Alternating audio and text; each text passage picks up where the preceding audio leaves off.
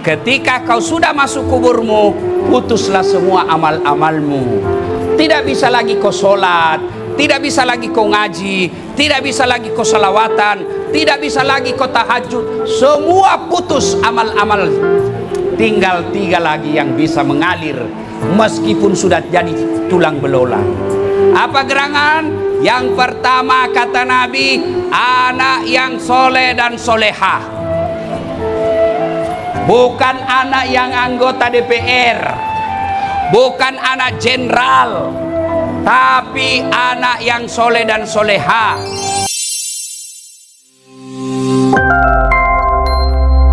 Sallu ala Nabi Muhammad. Alhamdulillah sudah 3 masjid mewah saya bikin. Itu semua dari nontonnya ibu-ibu.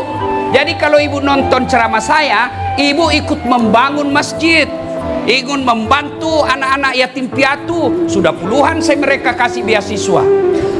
Saya kasih fakir-fakir miskin, janda-janda, janda tua.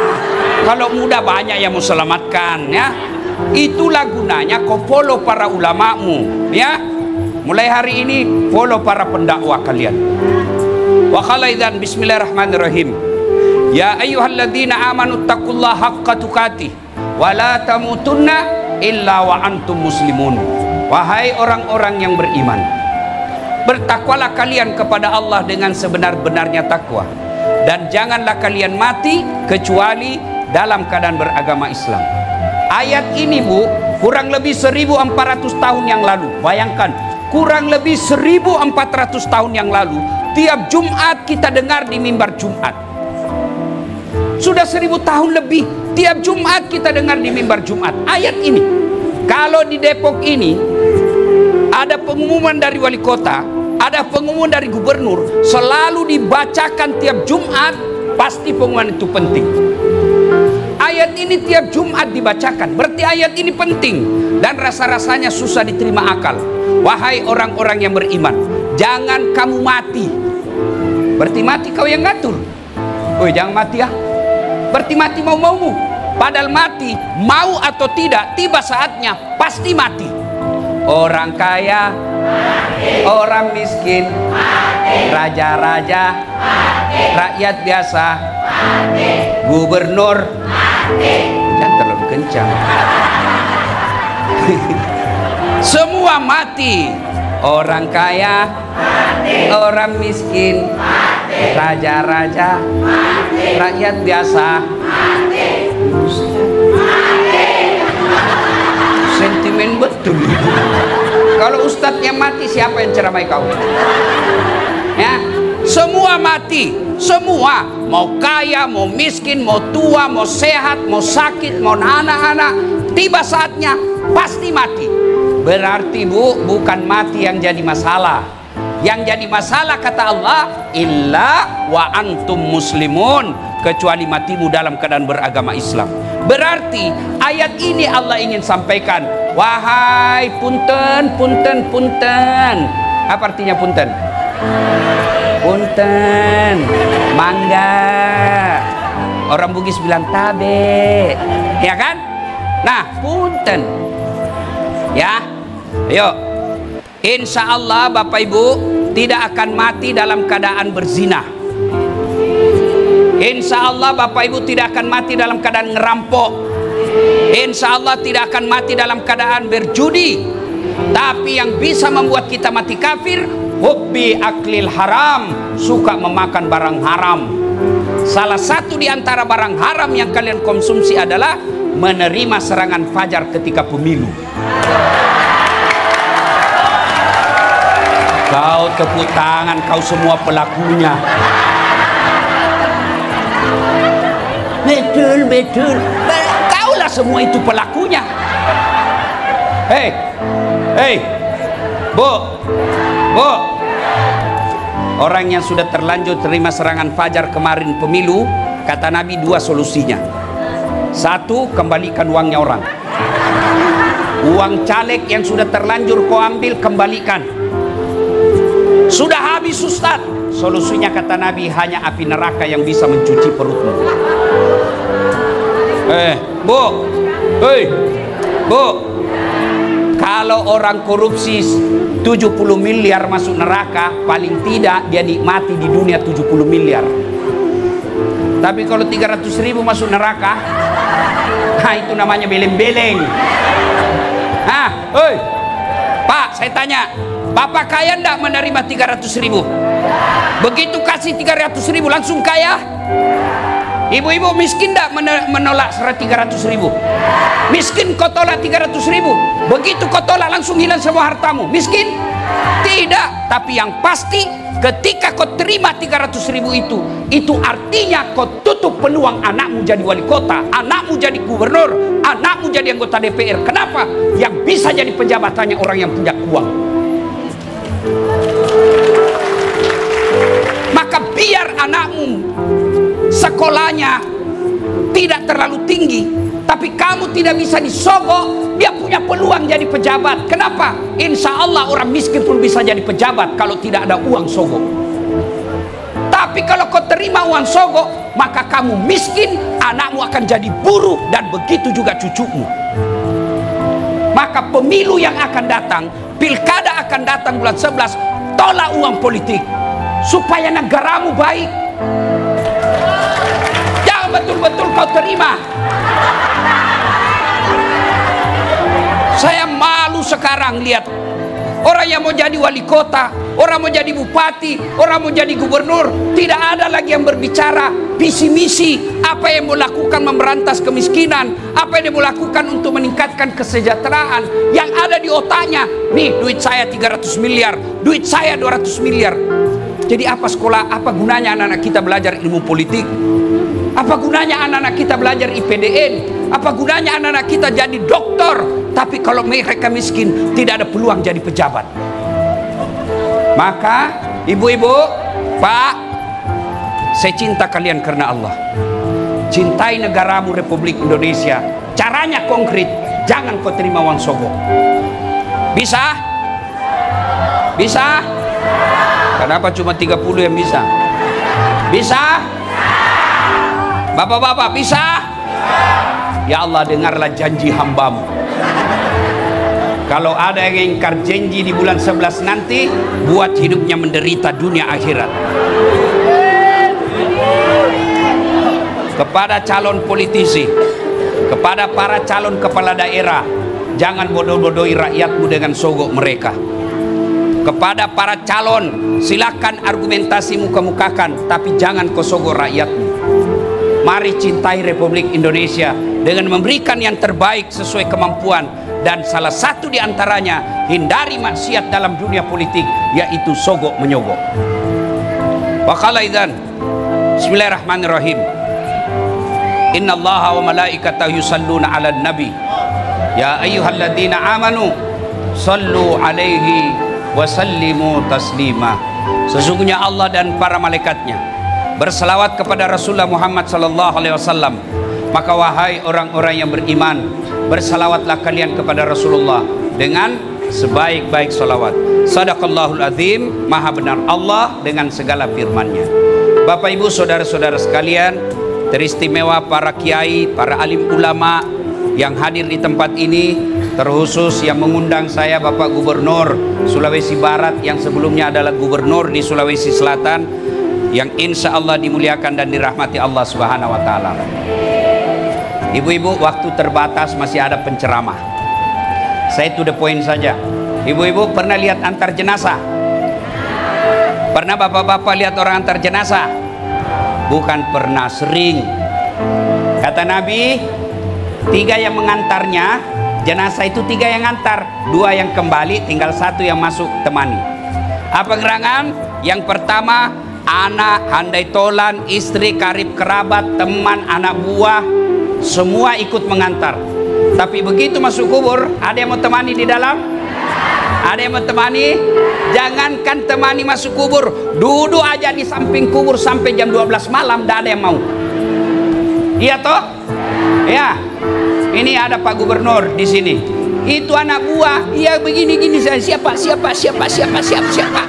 Begitu masuk kubur, tidak ada yang mau temani, Pak, tidak ada. Bahkan bapak banyak berdoa, mudah-mudahan cepat pindah, saya yang ganti. Iya toh? Ibu-ibu, begitu ibu meninggal, ada suami mau masuk di kubur. Cerita. Maka mereka akan kembali. Tidak ada yang mau masuk. Yang kedua, apa? Harta. Keluar semua kendaraan, mobil, motor, sepeda, karpet, seluruhnya keluar. Begitu masuk kubur, ada yang masuk? Ada yang masuk? Ada, ibu. Apa? Kain kafan. Kain paling murah, bukan sutra. Tidak ada, kain kafan. Parfummu, ibu. Ini ibu-ibu ini yang glowing-glowing. Yang mukanya ini cantik-cantik. Begitu ibu meninggal, cacing ibu.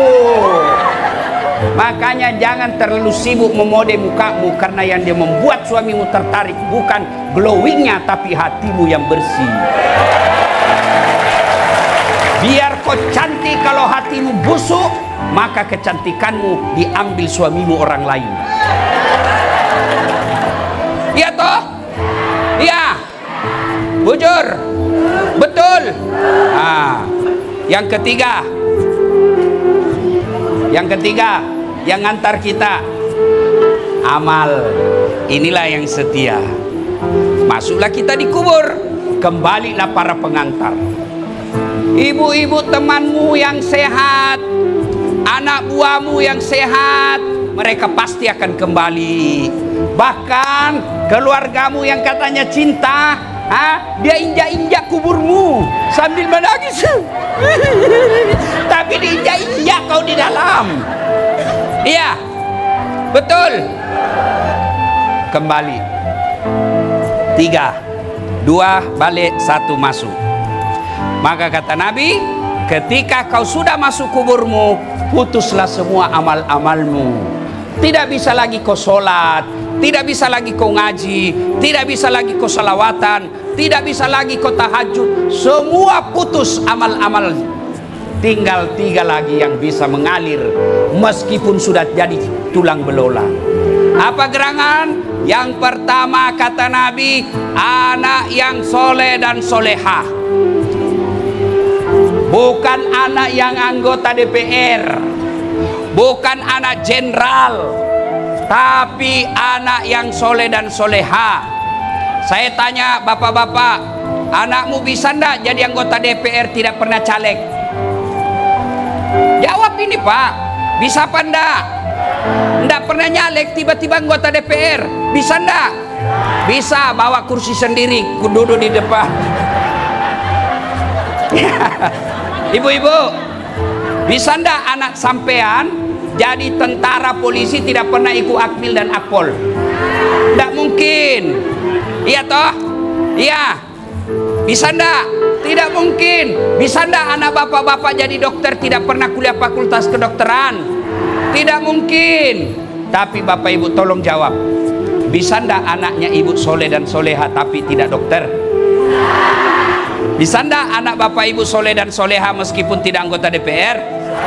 Bisa ndak anak ibu soleh dan soleha meskipun tidak ada sekolah? Bisa. Berarti pesannya, anakmu sesungguhnya lebih gampang jadi soleh dan soleha daripada jadi dokter. Cuma sayang, kita lebih bangga anak kita kalau dia dokter, anggota DPR, tapi kita tidak malu kalau dia disut mukanya korupsi. Bapak-bapak, ibu-ibu, bu, tolong jawab saya dengan jujur. Kalau ibu meninggal, siapa yang doakan ibu? Suami. Kawin lagi bu. Di Makassar ada yang bilang sama saya, Pak, itu jelek betul sifatnya tetangga saya. Kenapa lagi bu? Masa itu baru 3 bulan istrinya meninggal, dia kawin lagi, belum lagi kering kuburnya dia kawin lagi. Saya bilang, itu tetanggaku masih hidup istrinya dia kawin lagi.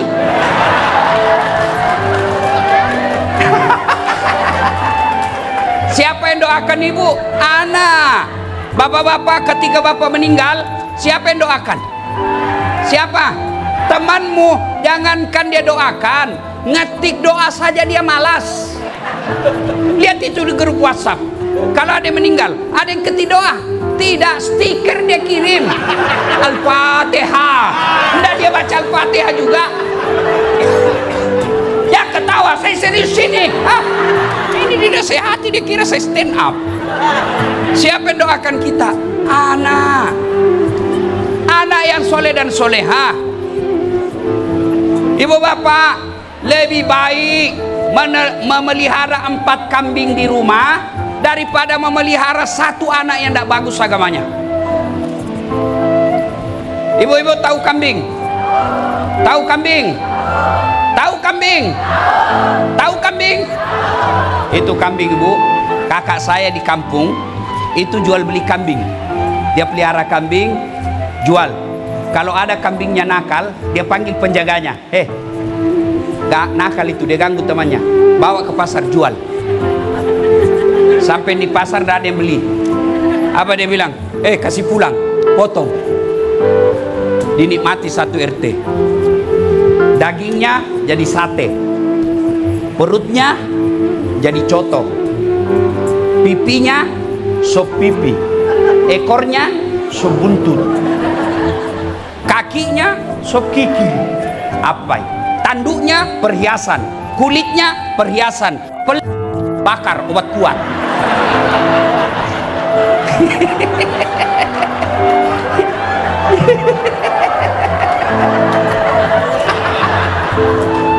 Itu kambing nakal, jual.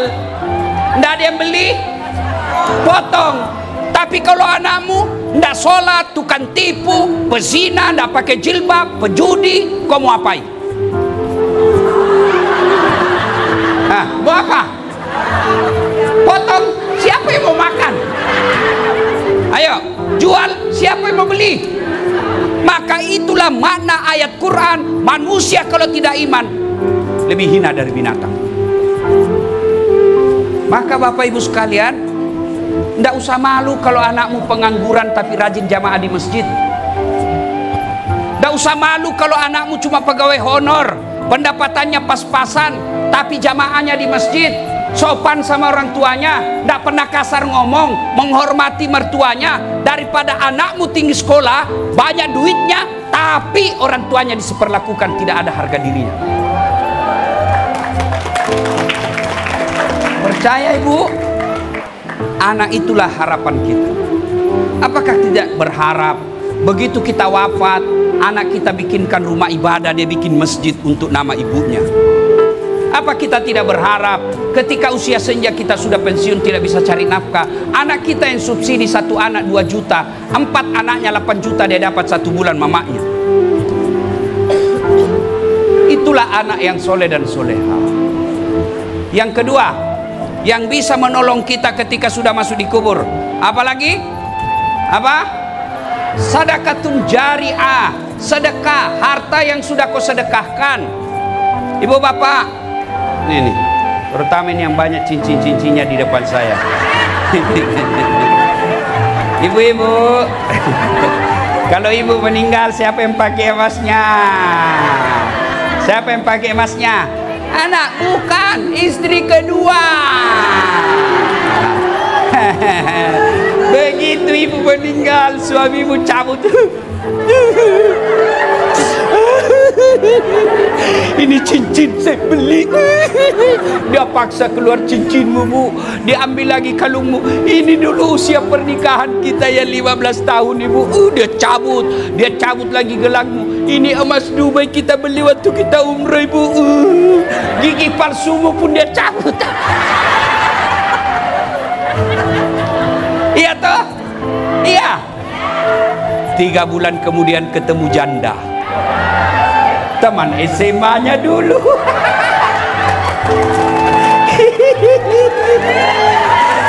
Emasmu itu dia kasih keluar dari kantor, dia bilang, "Dek, hadiah untuk kamu. Ini bekas istri saya sudah mati." Makanya daripada emasmu dipakai istri kedua, mending bawa di pesantren. Bawa di pesantren. Amal. Jangan juga kau marah kalau kita bahas istri kedua, karena itu kan bukan haram. Istri kan, saya dengar ini ceramah saya, dia bilang, Ustaz, kan istri saya itu kalau saya sudah ceramah dia nonton juga di YouTube. Dia bilang, mamanya cek istri saya, Ustaz, ada ceramahmu kalau istri meninggal suami kawin lagi. Jadi nanti kalau saya duluan meninggal, Ustaz mau kawin lagi, saya panggil dia, Bu, saya peluk-peluk, saya duduk, saya bilang duduk, saya cium-cium, saya bilang dengar baik-baik sayang ya, dengar baik-baik sayangku, jangankan kau meninggal, kamu masih hidup saja, saya selalu berpikir kawin lagi. Apalagi kalau kau sudah mati. Ya toh Pak? Ya betul. Betul. Saya lihat muka-mukanya semua takut sama istrinya ini. Berarti kau jadi laki-laki kalau takut sama istrimu. Apa mau takut sama istrinya? Semua gajimu diambil. Kita yang belikan baju, kita yang belikan emas, kita buatkan rumah, kita cicilkan mobil, baru kau mau takut sama istrimu? Tidak ada orang Bugis takut sama istrinya, Pak. Tidak ada. Cuma istrinya lebih berani daripada suami.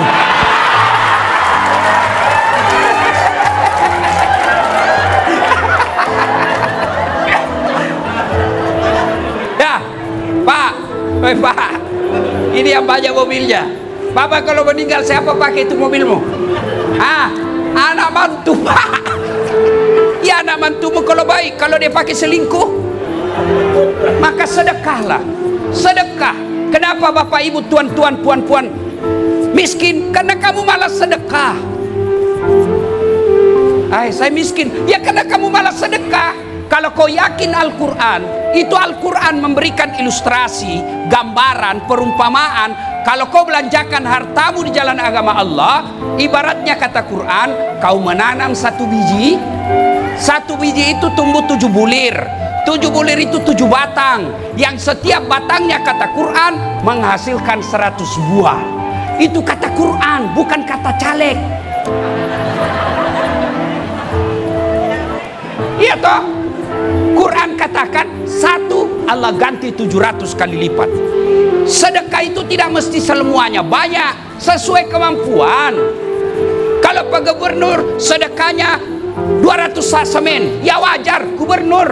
Kalau ibu 1 sak semen 2 orang, boleh kata Allah, boleh. Kenapa ibu miskin?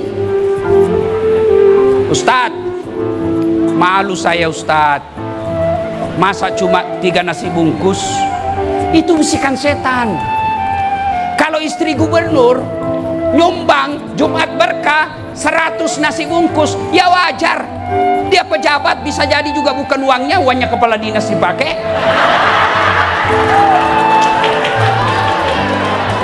Iya toh? Ya wajar. Tapi kalau ibu penjual pecel, penjual oncom, penjual apa lagi? Untungnya cuma 50.000 sehari, tapi mampu 2 bungkus tiap Jumat. Itu yang buat ibu nanti kaya. Bawa ke masjid, kirim, titip, tolong berikan Pak Ustadz dan penceramah. Penceramah makan nasinya ibu. Selama darah dagingnya penceramah itu berdakwah, ibu dapat kiriman pahala. Dan alhamdulillah sampai detik ini, selama hidup saya jadi pendakwah, tidak ada saya menyaksikan orang bangkrut gara-gara sedekah. Iya toh? Ada ndak orang bangkrut gara-gara sedekah? Tidak ada. Yang bangkrut gara-gara apa? Pinjaman online. Pelakunya ini nih, pinjol. Belanja online, judi online, selingkuh, narkoba, itu bisa bangkrut. Tapi kalau orang rajin sedekah, tidak bakal akan bangkrut itu. Allah pasti ganti berkali-kali lipat. Maka kalau ibu mau sedekah. Yang ketiga, yang bisa menolong kita setelah masuk kubur. Ulang tadi, 1, anak yang 2, harta yang sedekahkan. 3, Bapak Ibu sadar ini, camkan baik-baik. Anak yang sekolah di pesantren, 1, pasti makanannya halal. 2, sholat jamaahnya pasti berjamaah di masjid, sholat 5 waktunya. Tiga, dia punya kesepekaan sosial. Kepekaan sosial itu bagaimana dia muncul? Satu kamar berlima sampai bersepuluh di dalam, maka anaknya tidak akan menjadi egois. Maka Bapak, tidak ada kerugian orang yang mengirim anaknya sekolah di pesantren. Inilah tempat pertemuan tiga yang bisa menolong kita dalam kubur ini. Bapak Ibu saudara-saudara sekalian, sebenarnya banyak yang ingin kita sampaikan, tapi waktu jualah yang membatasi. Mudah-mudahan apa yang saya sampaikan ini ada manfaat. Mudah-mudahan kita tergugah kembali untuk menghidupkan pesantren, mengirim anak-anak kita sekolah-sekolah agama. Ya Bu, ingin rasanya berlama-lama, tapi waktu jualah yang membatasi kita. Mudah-mudahan ada manfaat. Lebih dan kurangnya mohon dimaafkan. Usikum wa nafsi bitaqwallah, fastabiqul khairat. Assalamualaikum warahmatullahi wabarakatuh.